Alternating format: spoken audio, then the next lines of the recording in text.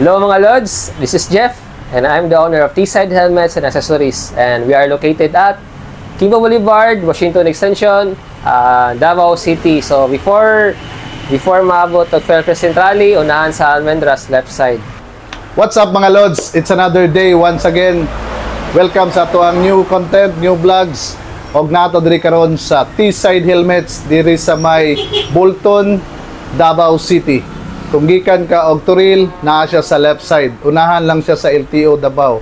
So, mga Lods, atong bisitahon ang T-Side Helmets og atong pangutanon ang tagiya diri kung unsay mga produkto na naa niya diri karon sa T-Side Helmets. Upanikin ninyo, this is Lods Mark TV. Don't forget to like, share, and subscribe my YouTube channel. Tara! Naray! Si Chito, no? Lods, may hapon. May hapon. Nasuroy dito sa imuhang kuan ba, sa imuhang area diri, sa imuhang shop. Bali, unsay complete name gyud sa imuhang kuan diri, sa imuhang shop? So ang complete name nato sa akong tindahan kay T-Side Helmets and Accessories. Okay. So, T-Side Helmets. Unsa man ang pasabot anang T-Lods? Tudo? Secret lang na siya, secret sa secret. pangalan. No. So, mga Lods, nata diri karon may istorya na to si Sir Jeff, ang owner diri sa T-Side Helmets located sa Bolton. O atong pangutanon siya unsay kalahian sa mga helmet na mapalit lang sa mga ordinary store og sa iyaha. So, mangutana ta. Sir, unang pangutana sir, since gamotor ko sir ba? Unsa may advantage gud sa helmet na durable i-compare na to sa kanang mga baratohon lang na helmets? So, sa mga baraton na helmets no, so na-expect yun na low quality yun siya. So, ang quality niya is dali siya ma-damage. For example, di na ko ma-mention ang mga brand, pero daghan siya dali. So, pag compare mo yun siya, simba ko lang, kung matumba ka, so na tendency na mabuwak. O lagi no? Mao nito nahitabo sa kong helmets na natagak lang siya sa kanang kuan ba, sa gipatong lang ako sa motor, nga nabuwak ang iyahang diri, likod. So, kato, di na gito siya pwede gamiton, advisable. Di na advisable dito ang iton. Kanang kuan, kanang sa mga walay kapalit sir, like example sa plaza mua na minimum earner lang, unsa may mga tong mga pamaagi para makapalit aning mga helmets o nganong mupalit jud sila aning ingon ani na klase na helmets? So kita mga riders no, di na to, so natay budget lang atong naon-naon po doon ta ato ang safety. Namatay mga pamilya. So gahulat po sila sa to ano. So akong gina-advise yun palit yun ta og high quality helmet or durable helmet. Then sa katong wala pa yung mga budget, so ga-accept mi og pautang. Atong pautang is home credit. So pwede ta maka-down lang og 500 to 1K. Then dili hassle po na siya, paspas ang process na one valid ID itong kailangan. Nadungog to niyo mga Lods, 500 lang ang down payment og 1,000, di ba? Nasa option. So katong mga wala pa joy enough budget na gusto magka-helmets, ayaw mo kabalaka kay naa din sila ginatawag na home credit diri, pwede ta mag-home credit diri. Dali lang ang proseso, valid ID og 500. Depende sa kwaon. Depende sa kwaon, di ba? So mga Lods, kanang katong mga lagyo og mga biyahe, sample kanang mga long ride sa mga trabaho, di ba? Sama ng mga collectors o guban pa. So importante jud kay ang helmet na branded or kaning durable. Oo. Kay para di ba? Protection gyud nato. Protection jud. So mga Lods, na ako diri karon kay naka-decide ko na magpalit jud og helmet kay mao lagi na guba na ako, na share na ako ka sir kay kaniya na kanang guba na akong helmets ba daw. So risky na siya sa ako as rider na simba ko lang wa ta kabalo sa tuwang biyahe, di ba? Na nagi possibility na mahitabo na sa tuwa nya gubaon na tong helmet impas gud no. So aside sa brand diri, unsay mga brand ato na ginadala diri karon sa imong mga helmets? Karon ang most sellable na ko karon is Evo, next is Spider, KYT, Sec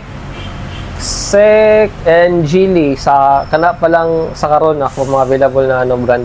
So kumpleto gid no. Kumpleto na yung mga Lods iyang ko na say pang expenses, pang expensive, abot affordable no. So kato mga expensive, mao to siya mga gahilig og trail, gahilig og rides, di ba? Rides lagyo. Katong Para di ba? Gamit man jud kay ni sa jacket sa kanang mga mag-rides ka, no? long ride. Mo na kasagaran ako makita ba ng motor gani ko.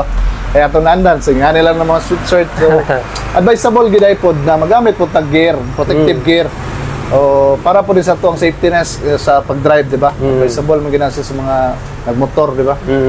So kanang Lods, kanang pila na ka years nag-start ani na negosyo or nag-business uwing una ni na helmets? So nag-start ko baligya mga 2020 after pandemic. Ginagmay lang, then nakadako-dako. Pwede sindako, pero ako dako na. So, pero nag-official ko og tindahan April 2022. April 2022. Oh, na-establish ang T-side yun na pangalan. So wala na kabalo, no? Kini si Lods, buyer na ko na siya kisda ng ornamental piece. Dito may nagkaila niya. Kaya ako, ga-vlog mo kong mga ornamental sa una. So karon nag-change na ta into motor vlog at saka yung mga sakyanan na i-vlog na to. So kung kato, kaila mo ni Lods sa Toril, hiling na siya isda. So taga Toril din siya, no? Ang Toril, one of the supplier na sa mga isda ornamental. Dito may nagkaila ni Lods. And then, wala ginagingon, support local. Kung unsayang negosyo tong amigo, suportahan ginato, no? Buyer mo nila ako sa una. Ako na po palit karon og ganang helmet. O Lods, kanang mo na established na jud kayo, no, for 4 years. 3 years. 3 years pa. So unsay imong mga future plan, Lods? Magtukod ba kag line branch sa different areas there is Davao or unsay imong plan? Sa karon wala pa jud ko fix na gaano, pero ga-focus ko sa karon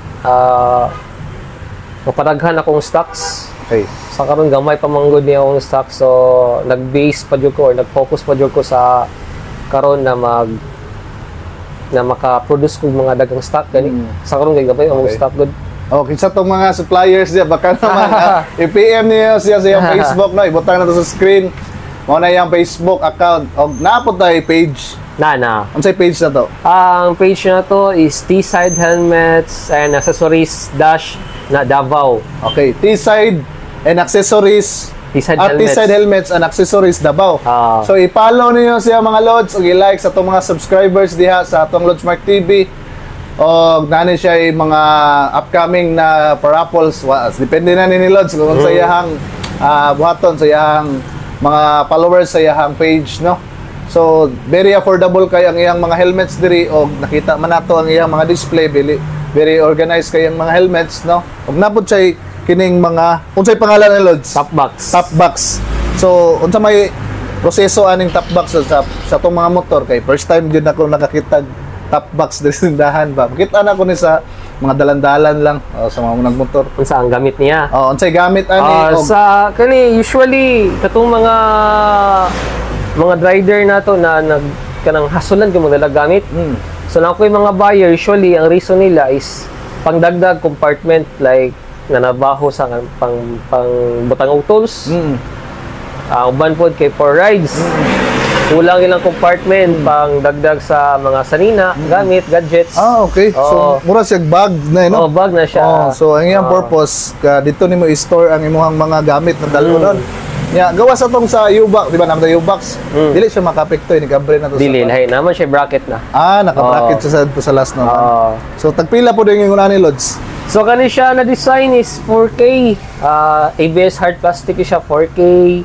Na free backrest na, free installation na, pero separate ang pagbaligya sa bracket na. Separate. Pili 4,000 na siya, niyang bracket, like presyo. Like presyo, depende sa motor. Depende sa motor lang. Mga Lods, atong click, magbutangan na ito o kini. Angay pa ba ni registro na to or sa ba? Kung ano yun na to ang balaod yun, no need na i-registro. DTI man siya na product, dili man siya customized. Pero for safety lang, for safety first, i-registro na lang, 100 naman padangan. Okay. So sa katong mga nangutana, no, natubag na gyud, no? Kasagaran gyud makita na ko sa mga comment section ba na kanang angay ba ni parehistro. So angay gyud siya iparehistro mga Lods. So 100 ang bayad sa LTO, di ba? Ipa-attach lang man with carrier. Maragana. Top box.